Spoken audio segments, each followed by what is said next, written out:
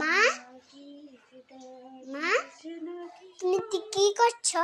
আমি ভক্তকে গান শিখাচ্ছি। হরে কৃষ্ণ ওরে ভক্ত পেন পড়ছে বাবা।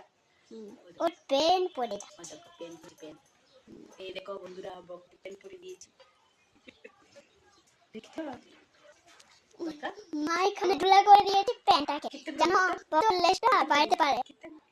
ওই দেখো মা ওকে নাচ করাচ্ছে। এই দেখো দেখো বন্ধুরা ওকে নাচ করাচ্ছে।